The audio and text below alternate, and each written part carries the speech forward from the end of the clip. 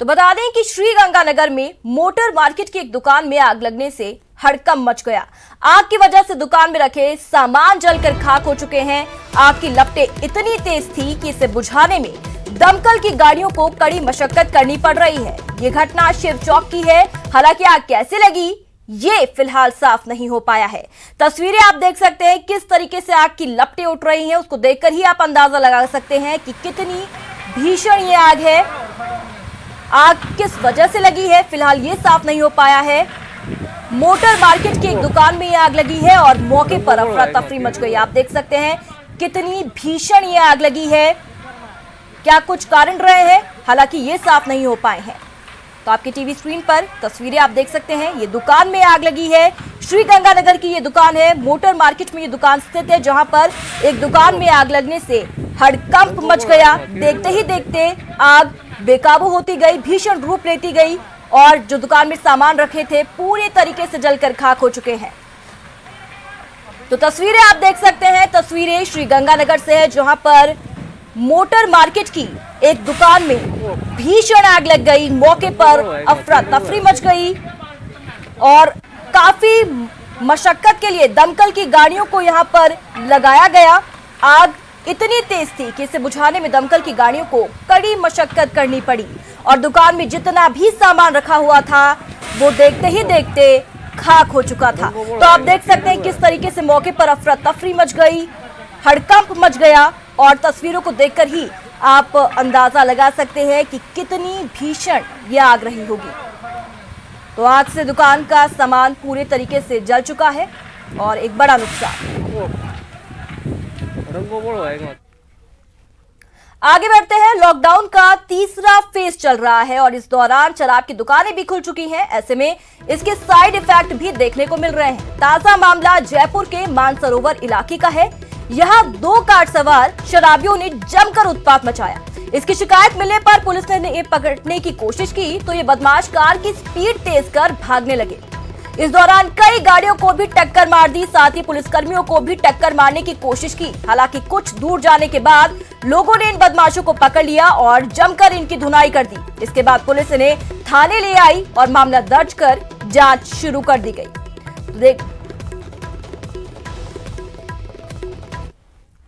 तो चलिए अब आपको देश विदेश में कोरोना को लेकर क्या कुछ अपडेट्स है वो बता देते हैं। देश भर में कोरोना के कुल केस 49,391 तक जा पहुंचे हैं। कोरोना से अब तक देश में 1694 लोगों की मौत हुई। कोरोना संक्रमित मरीजों की संख्या भी आपको बता देते हैं। 14,183 जो मरीज है वो स्वस्थ हो चुके हैं, अपने घर पर पहुंच चुके हैं। महाराष्ट्र में 15,525 कुल केस सामने आए हैं। 617 लोगों की मौत हुई। तो वहीं वंदे भारत मिशन के तहत स्वदेश लौटेंगे भारतीय। एयर इंडिया विशेष विमान से इन सभी भारतीयों को लेकर आएगी। नौसेना भी ऑपरेशन समुद्र सेतु चला रही है जिसके चलते भारतीयों को वापस लाया जाएगा।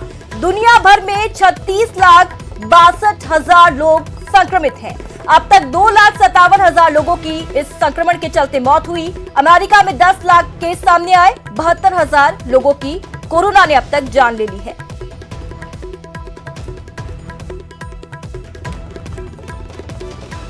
तो देश में कोरोना को लेकर डराने वाले आंकड़े हैं। मरीजों की संख्या 50,000 के करीब जा पहुंची है।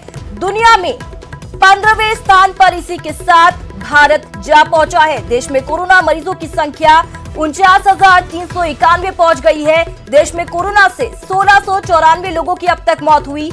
अब तक 14,183 मरीज स्वस्थ होकर अपने घरों पर पहुंच चुके हैं। तो ग्राफिक्स के जरिए आपको दिखा रहे हैं कुल केस 49,391, एक्टिव केस 33,514 और 14,183 मरीज ठीक होकर अपने घरों पर पहुंचे। और मृत्यु दर अगर हम बात करें देश की तो 1,694 कुल केस।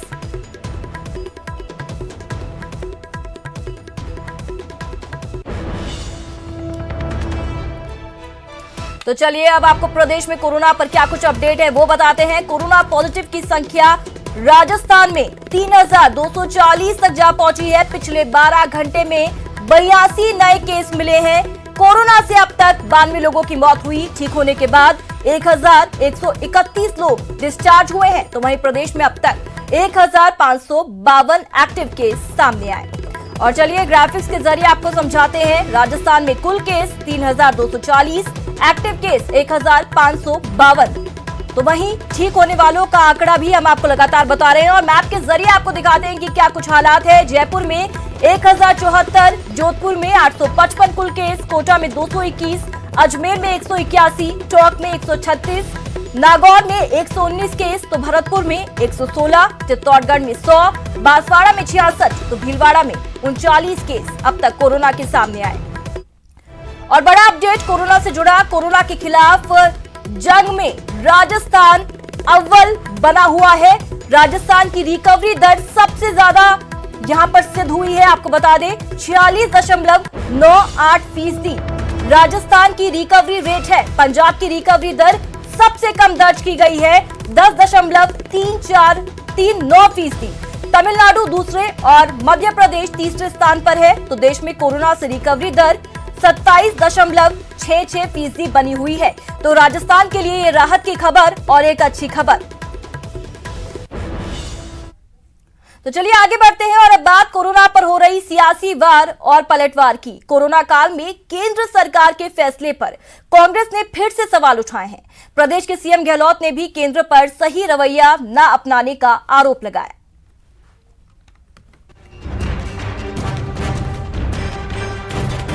कोरोना काल में भी सियासी सरगर्मी उफान पर है। दिल्ली से लेकर जयपुर तक लॉकडाउन, प्लान और मदद पर सवाल जवाब हो रहे हैं। ताजा सवाल आया है कांग्रेस की तरफ से। दिल्ली में पार्टी शासित मुख्यमंत्रियों की मीटिंग में जहां सोनिया गांधी केंद्र के कामकाज के तरीके से नाराज दिखी, वहीं उन्होंने सरकार से पोस्ट लॉकडाउन पर भी सवाल पूछे। उन्होंने मोदी सरकार पर बिना प्लानिंग के कामकाज करने का भी आरोप लगाया। सोनिया गांधी ने कहा कि 17 मई के बाद क्या, 17 मई के बाद कैसे, मोदी सरकार के पास लॉकडाउन को लेकर आगे की क्या रणनीति है। मीटिंग में मौजूद पूर्व पीएम मनमोहन सिंह ने भी सोनिया के सुर में सुर मिलाया। पूर्व प्रधानमंत्री डॉक्टर मनमोहन सिंह ने कहा कि जैसा कि सोनिया जी कह रही हैं कि लॉकडाउन थर्ड के बाद क्या, हम भी जानना चाहते हैं कि सरकार के पास आगे का क्या प्लान है। राज्यों के मुख्यमंत्रियों को लॉकडाउन के तीसरे चरण के बाद की रणनीति पता होनी चाहिए। इसी मीटिंग में मौजूद प्रदेश के सीएम गहलोत ने मोदी सरकार की मंशा पर सवाल उठाए। उन्होंने कहा कि जब तक व्यापक प्रोत्साहन पैकेज नहीं दिया जाता तब तक राज्य और देश कैसे चलेंगे। हमने 10,000 करोड़ का राजस्व खो दिया है। राज्यों ने पैकेज के लिए बार बार प्रधानमंत्री से अनुरोध किया है, लेकिन हमारी बात को अनसुना कर दिया गया है। कोरोना से सरकार की लड़ाई के तरीके पर सोनिया गांधी और कांग्रेस पार्टी पहले भी सवाल उठा चुकी हैं और समय समय पर मोदी सरकार को घेरती रही है। Bureau report, news 18। Sonia Gandhi की वीसी के बाद बीजेपी ने राज्य सरकार पर पलटवार किया। बीजेपी पर निशाना साधते हुए कहा कि कोरोना महामारी के समय राजस्थान में इस तरह की राजनीति मर्यादाओं के खिलाफ है। जनता पार्टी के एक प्रतिनिधि मंडल ने राज्य के महामहिम राज्यपाल श्रीमान कलराज मिश्र जी से वीडियो कॉन्फ्रेंसिंग के जरिए संवाद किया और खासतौर पर कोरोना और अन्य जनहित के मुद्दों पर उनसे विस्तार से चर्चा हुई। हम ये मानते हैं कि कोरोना से निपटने में राज्य सरकार पूरे तरीके से विफल हुई। न तो ठीक तरीके से स्क्रीनिंग की व्यवस्था थी, न सैंपलिंग की, न टेस्टिंग की। अन्य जनहित के मुद्दे, खासतौर पर प्रवासी राजस्थानी और श्रमिक, उनके लिए सरकार सुचारू व्यवस्था करे, रोजगार की, संसाधन की, जीवन यापन की। इसी तरीके से पेयजल की भीषणता गर्मियों में प्रकट हो रही है, उसको दुरुस्त करे। किसानों की फसलों की खरीद का मसला भी है, उनको खरीद ठीक से हो और भुगतान ठीक समय पर मिले, ये सुनिश्चित करे। और बुआई का समय हो गया, इसलिए बीज और खाद की व्यवस्था सुनिश्चित करे। परंतु अब तक कोई रोड मैप नहीं बना पाए कि रजिस्ट्रेशन जिन लोगों ने करा लिया 16 लाख से ज़्यादा श्रमिक, वो किस प्रकार अपने गंतव्य स्थान पर लौटेंगे, इसका कोई रोड मैप नहीं। हमने मांग की है तो प्रवासी श्रमिकों को बीपीएल का दर्जा दिया जाए, क्योंकि वो लुटा पिटाएगा। कि राजस्थान के लोगों को जनधन खाते में पैसा नरेंद्र मोदी जी ने भिजवाया। नरेगा का पूरा पेमेंट राजस्थान का उन्होंने करने का काम किया। प्रत्येक व्यक्ति को कहीं जहाँ उसको उज्ज्वला योजना के तहत 3 महीने तक मुफ्त गैस देने की बात की। पीडीएस में गेहूं और चना, ये गेहूं और दाल 2 चीज मुफ्त में 3 महीने तक देने की बात की। अच्छा हो वो सबको साथ लेकर के इस समय कोरोना महामारी को लड़ने का काम करें, ऐसा मेरा। तो वहीं कांग्रेस के नेताओं ने राहत पैकेज को लेकर केंद्र सरकार पर भी हमला बोला। आज चल रहे हैं। आज राजस्थान में जालोर जिला छूता था, जालोर के अंदर आज 4 पॉजिटिव आदमी आ गए, बाहर से आने वाले आ गए। तो राजस्थान के मुख्यमंत्री जी कोई गलत बात नहीं कर रहे हैं। राजस्थान को जो रेगुलर पैसा मिलता है वो पैसा भी तो नहीं मिला है। पूरी दुनिया के अंदर हर देश ने पैकेज दिए हैं, स्टिमुलस पैकेज भी दिए हैं। आज हमारे यहाँ सिर्फ बातें जरूर हो रही है, और अगर हम लोग ये पैकेज समय रहते नहीं देंगे तो जो आर्थिक तौर के ऊपर हम बहुत पिछड़ जाएंगे, और उसकी अगर सबसे ज्यादा किसी को तकलीफ होगी, अफेक्ट होगा, वो होगा आम मजदूर को ही सबसे पहल करनी चाहिए, क्योंकि सारा सिस्टम केंद्र के पास है।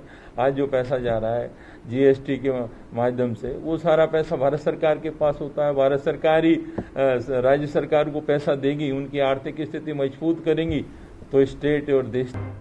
ब्रेक के बाद एक बार फिर से आप सभी का स्वागत है।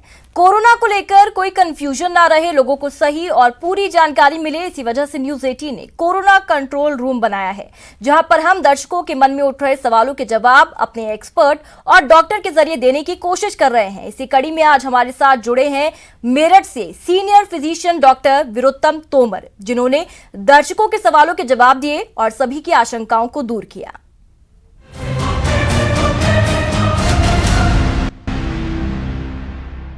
मैं कविता शरण आरा बिहार से बोल रही हूँ। पहले तो डॉक्टर साहब आप लोग को बहुत बहुत धन्यवाद जो देशवासियों की इतनी सेवा कर रहे हैं।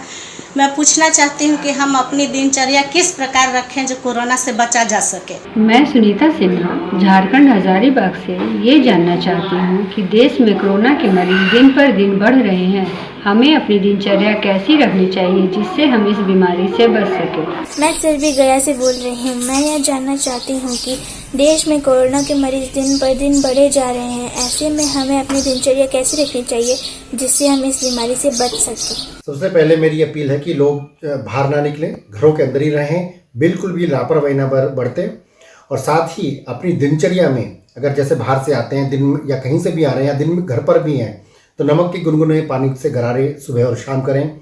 गर्म पेय पदार्थों का सेवन ज़्यादा से ज़्यादा करें। हेल्दी लाइफस्टाइल अपनाएं, योगा करें, एक्सरसाइज करें, आधा घंटा जरूर मेडिटेशन करें, और जो अपनी पुस्तकें हैं, पुरानी पुस्तकें, अच्छी पुस्तकें जिनसे कि हमारा मनोबल बढ़ा रहे, घर में इकट्ठे बैठकर बातचीत करें और पॉजिटिविटी घर के अंदर बनाए रखें। साथ ही मेरी अपील है लोगों से कि जो किसी भी व्यक्ति जो हमारे पास मिलने आने के लिए कह रहा है या बाहर जाने के लिए आपको कोई कह रहा है, आप बिल्कुल उसको साफ तौर पे मना करें, घर से कदम बाहर ना निकालें। आतंक के खिलाफ सेना को एक बड़ी कामयाबी मिली है। सेना ने कश्मीर के अवंतीपोरा में हिजबुल के कमांडर रियाज नाइकू को मार गिराया। सेना की इस कामयाबी को हंदवाड़ा में शहीद हुए जवानों का बदला माना जा रहा है। कर्नल की शहादत का बदला पूरा। हंदवाड़ा के गुनहगारों पर आर्मी अटैक। हिजबुल का कमांडर रियाज नाइकू ढेर। कश्मीर के अवंतीपुरा में हिजबुल मुजाहिदीन के कमांडर और खूंखार आतंकवादी रियाज नाइकू को मौत के घाट उतार दिया गया है। भारतीय सेना ने अपने वीर शहीदों को श्रद्धांजलि दी है और रियाज नाइकू को मौत के घाट उतारा है। रियाज नाइकू हिजबुल मुजाहिदीन का कश्मीर का कमांडर था। कर्नल आशुतोष शर्मा समेत 8 जवानों की शहादत का बदला सेना ने बुधवार को ले लिया। हंदवाड़ा में कर्नल आशुतोष समेत 5 जवान रविवार को शहीद हुए थे, तो सोमवार को 3 और जवान हंदवाड़ा में ही शहीद हुए थे। सेना ने बुधवार को पुलवामा में रियाज नाइकू को ढेर कर हंदवाड़ा की शहादत का बदला ले लिया।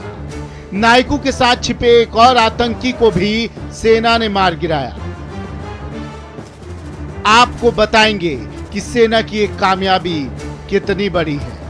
लेकिन पहले बता दें कि मंगलवार देर शाम हिजबुल के कमांडर रियाज नाइकू के पुलवामा जिले के अवंतीपोरा के बेगपोरा इलाके में छिपे होने की खबर मिली, जिसके बाद सर्च ऑपरेशन शुरू हुआ और फिर दोनों तरफ से पूरी रात फायरिंग जारी रही। बुधवार सुबह सुरक्षा बलों ने 2 आतंकियों को मार गिराया, जिसमें बुलेटिन में बस इतना ही। नमस्कार।